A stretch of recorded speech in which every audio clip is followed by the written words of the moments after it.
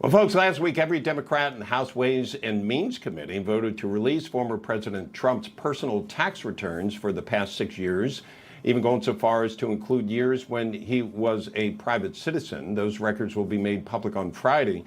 Here to discuss, former advisor to Margaret Thatcher and President Donald Trump, John Brown, and columnist for the American Spectator, Jeffrey Lord.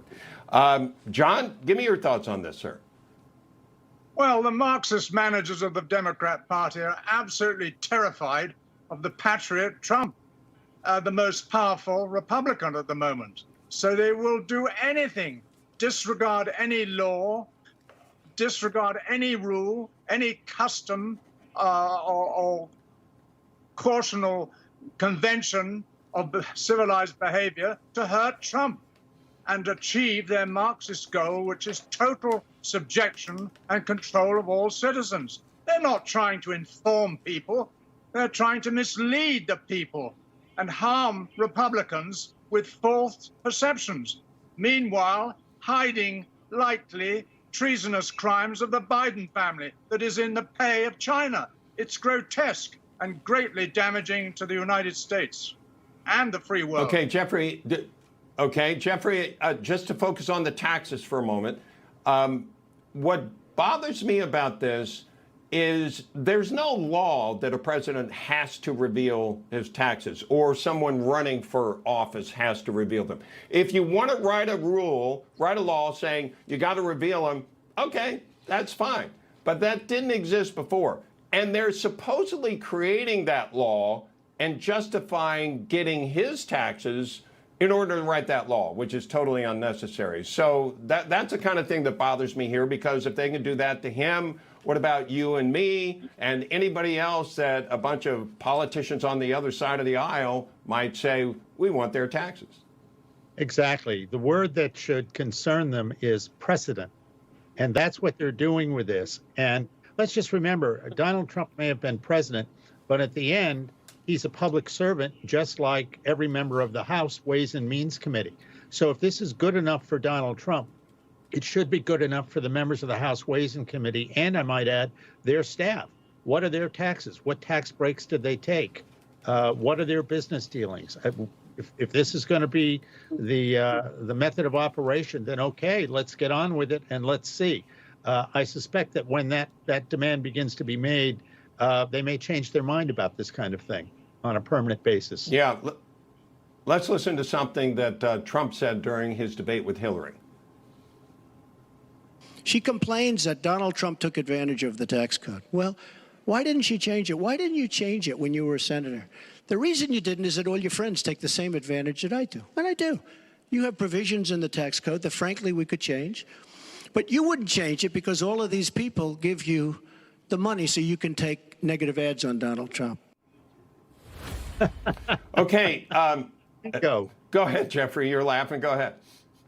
Well, I mean, as always, he gets right to the heart of the matter. And notice she sat there silently because he told the truth about her.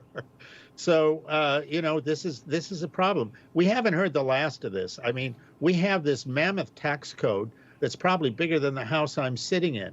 And, if you're going to play this game, look out. Yeah. And the thing, John, there is something being made of the fact that Mr. Trump didn't pay any taxes, which I always hate when that term is used. In the same way that I don't like when it's used in certain, corporations. That doesn't mean they owed taxes and did not pay them. That may have meant there were no taxes due. And if you want to change that, change the tax code. Exactly, Rob. The Congress wrote these tax rules and gave huge tax breaks for people that did what the government wanted.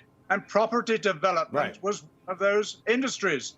And Trump is a property developer and takes the correct tax deductions, which reduces the tax that he owes, in one case to zero.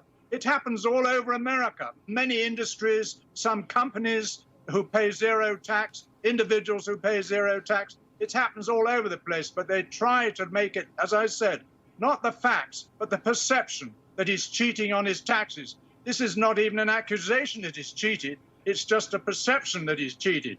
And I think most of the big companies have very sophisticated tax accountants using all the tax breaks that are legally possible. And this is what he's done. Yeah, as long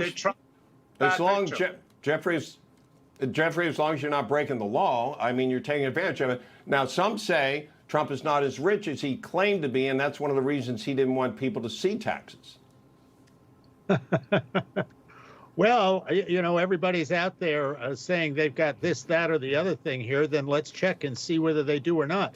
I mean, we're just as you indicated in your prior conversation with former Congressman Doug Collins.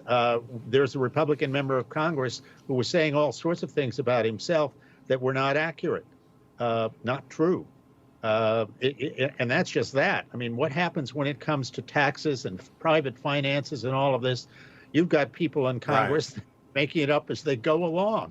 So if that's what they want to do, let's get it out on the table. Yeah, Jeffrey and John, all I know is it's the Trump name on those buildings, right? And try to tell somebody in middle America that that guy's not rich. I don't know. It just never has seemed to float. And not being rich is not a crime.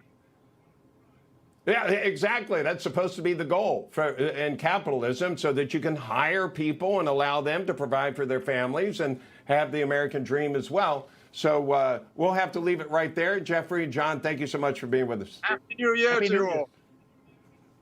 Happy New Year to you as well. Coming up, we're going to take a closer look at Bidenflation, what already shell-shocked customers could see in the coming year. And at the top of the hour, how Southwest could have handled their travel crisis better. Pete Buttigieg has some ideas, but is his government office overreaching? Should they even be floating these ideas?